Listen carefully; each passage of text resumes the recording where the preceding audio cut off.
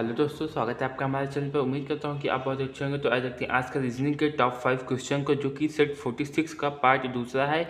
यह पार्ट कहाँ का है? रेलवे ग्रुप डी सीबीडी परीक्षा में जो प्रश्न हुए, परीक्षा में जो प्रश्न दिए गए थे वहीं से सवालों को उठाया गया है। ये परीक्षा कब हुई थी? ये परीक्षा हुई थी 29/8/2022 को फर्स्ट शिफ्ट में हुई थी। तो देखते हैं आज हमारे पहले नंबर सवाल, जो कि इस बुक के हिसाब से सवाल नंबर 20 है। ठीक, इसमें क्या कह रहा है कि इस प्रश्न में एक कथन और उसके बाद दो निष्कर्ष दिए गए हैं। निम्नलिखित कथन के आधार पर दिए गए दो निष्कर्षों में कौन सा सत्य है, हमें ये पता करना है। तो सबसे पहले हम कथन को लिखेंगे, उसके बाद इसके बीच के इसके नीचे जो दिए गए निष्कर्ष है इसको लिख लेते हैं। ठीक, तो हमने यहाँ पे कथन को लिख लिया, दिए गए निष्कर्ष को लिख लिया है। और निष्कर्ष में पहले निष्कर्ष को हम हल करते हैं। यहाँ पे वी क्या है? लोअर देन जी, मतलब जी क्या है? ज़्यादा है, और वी छोटा है। तो वी से जी तक के जो कथन दिया वहाँ लिख लेंगे। वी कहाँ? यहाँ है, और जी कहाँ है? यहाँ। जी से वी तक को पहले लिख लेते हैं। G is greater than equal to W lower than Y equal to V. यहाँ तक हमने लिख लिया है। अब देखिए इस सवाल को कैसे हल किया जाता है। यदि संख्या बढ़ती हुई चली जाए, जैसे इस तरफ से बढ़ती हुई चली जाए, तो सवाल को हल किया जा सकता है। क्यों? क्योंकि वो मान तो दिया नहीं है, लेकिन इस तरीके से हल किया जा सकता है। अगर मान दिया होता तो इसको हम हल कर सकते थे। अब यदि संख्या बीच में बढ़ रही है, फिर घट रही है, फिर बढ़ रही है, फिर घट रही है, उसका बराबर हो रही है, तो इसमें कोई संबंध निकल नहीं पाएगा, क्योंकि ये कोई निश्चित मान तो है नहीं, ये एक तरीके का अक्षर है जो कि माना गया है। तो यहाँ पे देखिए जी ग्रेटर देन है डब्ल्यू, और डब्ल्यू क्या हो गया यहाँ पे? अब लोअर देन हो गया, किससे? वाई से। अब तो ये यहाँ पे ये संबंध बन ही नहीं पा रहा है कि डब्ल्यू क्या है आखिरकार, इसलिए इसमें इसके वी और ग्रेटर देन जी के बीच कोई रिलेशन बन ही नहीं पाएगा। ठीक है, मतलब ये निष्कर्ष ही नहीं सकते हैं। अगर ऐसा लिखा होता है G greater than W greater than greater than Y equal to V, तो यहाँ पे हम कर सकते। क्यों? क्योंकि G greater than W greater than Y और बराबर वी है, तो वाई को वी की जगह पे रख सकते हैं कि नहीं? बिल्कुल रख सकते हैं। अब ये हो गया। अब यहाँ पे क्या दिया देखिए, डब्ल्यू और वी ये दोनों क्या है? ये दोनों जी से छोटे हैं। ओ जी से छोटे हैं, तो जी के लिए क्या है? डब्ल्यू भी छोटा है, वी भी छोटा है। अगर हम जी ग्रेटर देन वी लिखते हैं तो भी कोई दिक्कत नहीं है, और जी ग्रेटर देन डब्ल्यू तब भी कोई दिक्कत नहीं। क्यों क्यों यहाँ पे दिक्कत नहीं? क्योंकि जी तब भी इसमें भी जी बड़ा साइड में है, इसमें भी जी बड़ा साइड में है, तो इसलिए यहाँ पे जी ग्रेटर देन वी निकल सकता है। ठीक, अब लेकिन यहाँ पे ग्रेटर देन लोअर देन लगा दिया है। इसमें क्या हुआ है? सवाल में कोई मान तो दिया नहीं था, इसलिए इसने सवाल के बीच कोई रिलेशन नहीं बना पा रहा है। अगर रिलेशन जैसा हमने यहाँ पे बताइए दिया होता तो यहाँ पे ये सत्य हो जाता, लेकिन ये क्या है? असत्य है। अब दूसरा रिलेशन देखते हैं। इसमें क्या है? जेड लोअर देन डब्ल्यू, तो जेड और डब्ल्यू को भी रिलेशन लिख लेते हैं। जेड यहाँ पे जेड ग्रेटर देन जी greater than equal to W. ठीक, अब यहाँ पे देखिए, यहाँ पे सवाल में क्या करा है? जेड जो है वो सबसे ज़्यादा ग्रेटर देन है, मतलब सबसे बड़ा जेड है और सबसे छोटा डब्ल्यू है।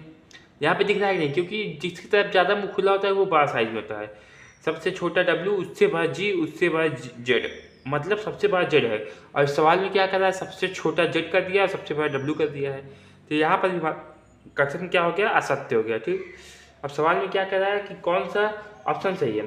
तो दोनों हमारा गलत है। तो देखते हैं ऑप्शन। केवल निष्कर्ष एक सत्य है तो ये भी नहीं होगा, केवल निष्कर्ष दो सत्य है तो ये भी नहीं होगा, ना तो निष्कर्ष एक और ना ही निष्कर्ष दो सत्य है।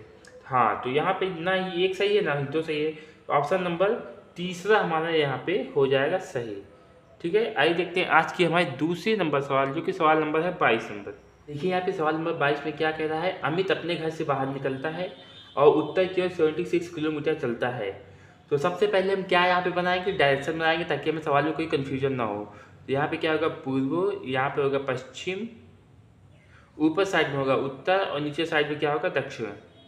अब जब कोई व्यक्ति उत्तर की ओर मुख करके खड़ा होता है तो उसका दाहिने साइड किस तरफ होता है? पूर्व साइड में, तो ये हमें यहाँ पे बना लेंगे।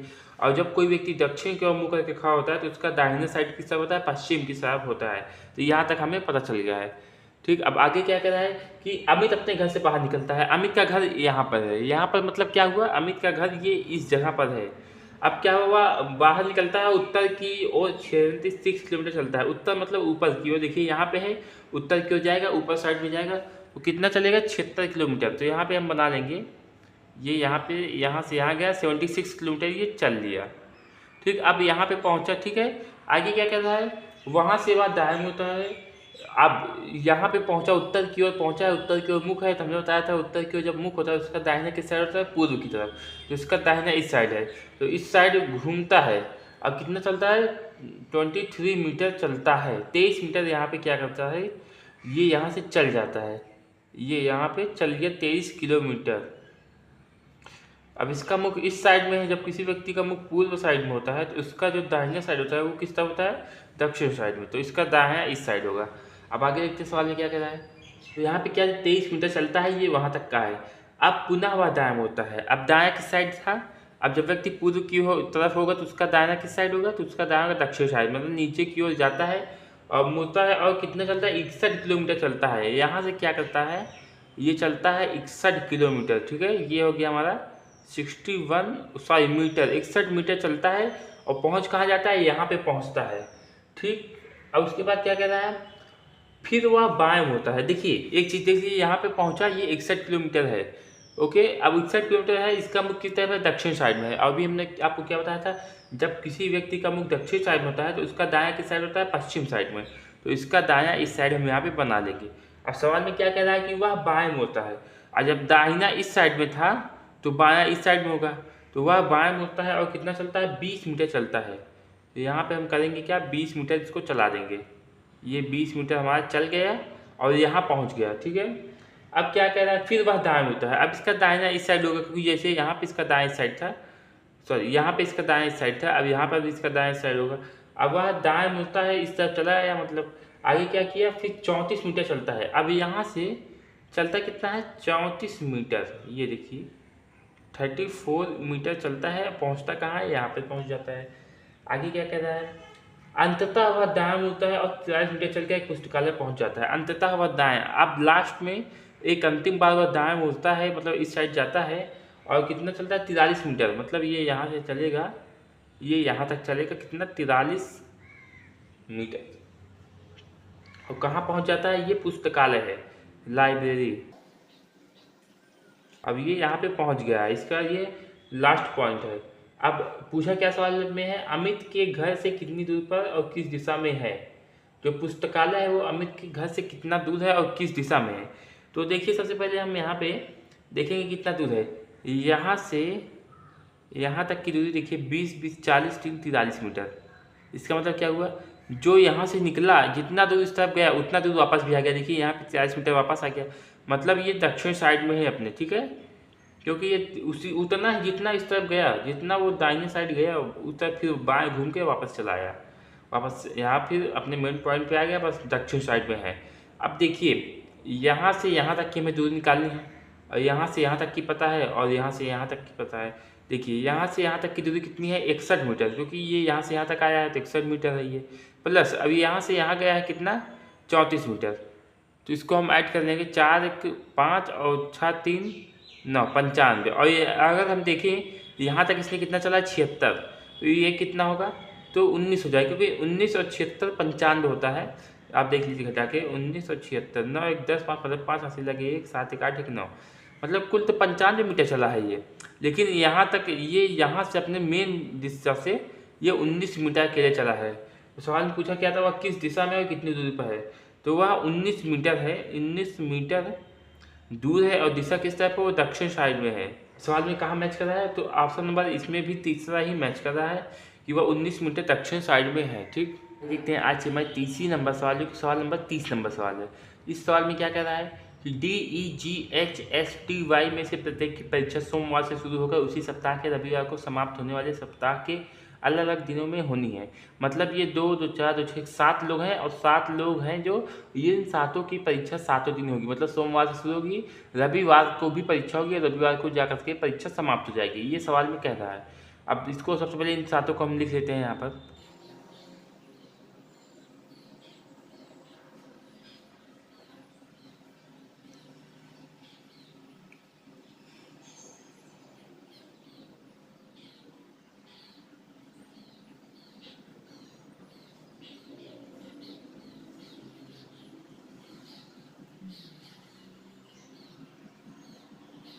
यहाँ तक लीजिए। अब सवाल में कह क्या रहा है, देखिए जी की परीक्षा एच की परीक्षा के पहले किसी दिन है। जो जी की परीक्षा है यहाँ पर वो एच से पहले है, तो एच की परीक्षा लास्ट में होगी, मतलब बाद में होगी, और जी की परीक्षा पहले होगी।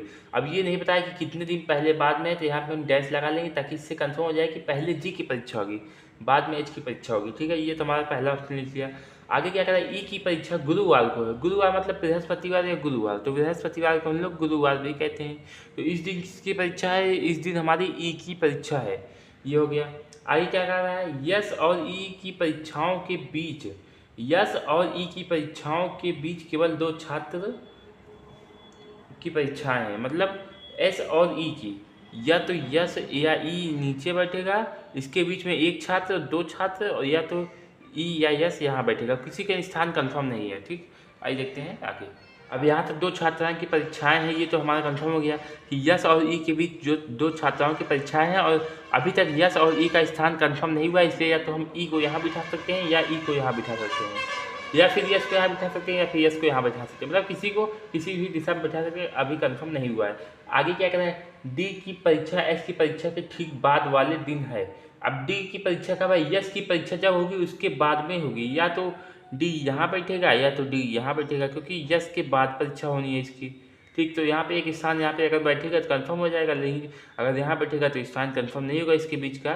तो डी का स्थान लेकिन कंफर्म है कि यस के ठीक बाद वाले दिन डी की परीक्षा होगी। आगे क्या कह रहा है,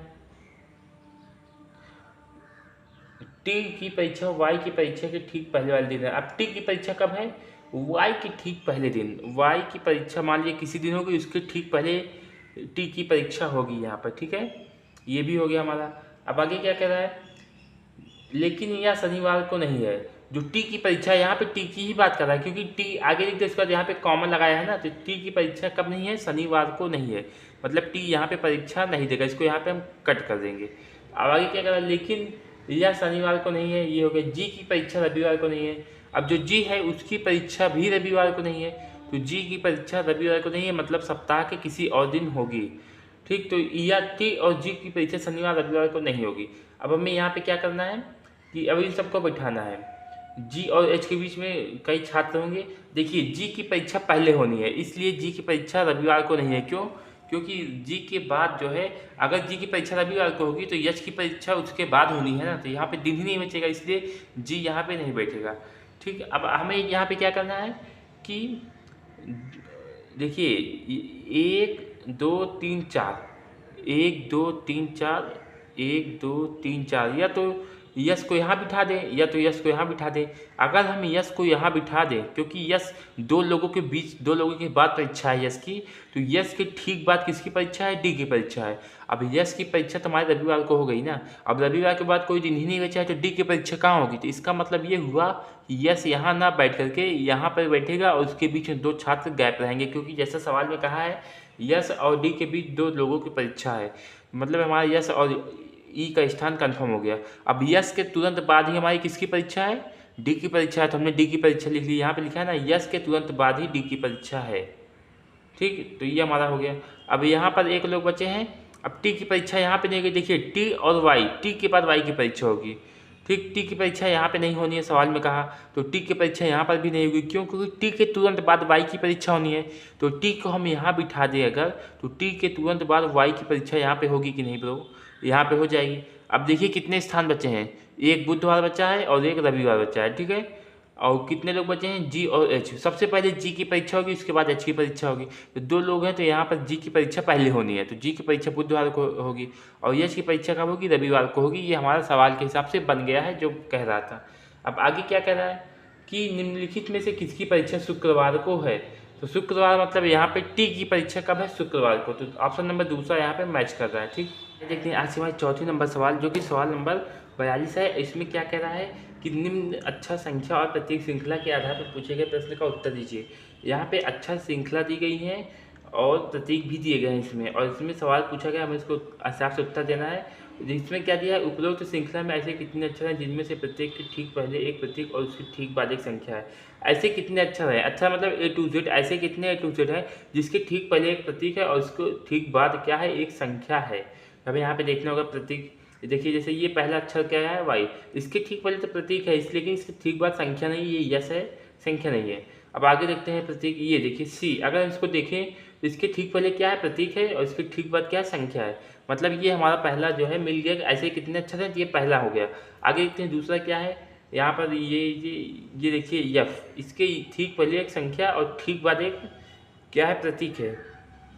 तो यहाँ पर भी क्या हो सकता है कि ये सही है। अगला देखते हैं क्या है। यहाँ पर देखिए चलते चले तो यहाँ पर आर है, इसके ठीक पहले एक प्रतीक, सॉरी यहाँ पे यफ के ठीक पहले संख्या दी है, तो ये नहीं होगा क्योंकि पहले प्रतीक होना चाहिए फिर संख्या होनी चाहिए। तो यहाँ पे देखिए जैसे प्रतीक है @ उसके ठीक बाद क्या है, संख्या है, तो ये भी हमारा हो गया। ठीक, आगे देखते हैं जी क्या है, एक संख्या अक्षर है, इसके ठीक पहले प्रतीक, ये ई नहीं है, ये कोई प्रतीक है, ई है ही नहीं। ठीक, ऐसे गोल सा बना हुआ है और उसके ठीक बाद एक संख्या है, तो ये भी हमारा प्रतीक अक्षर हो गया। ऐसे कुल कितने अक्षर हैं, एक अक्षर, दो अक्षर, तीन अक्षर।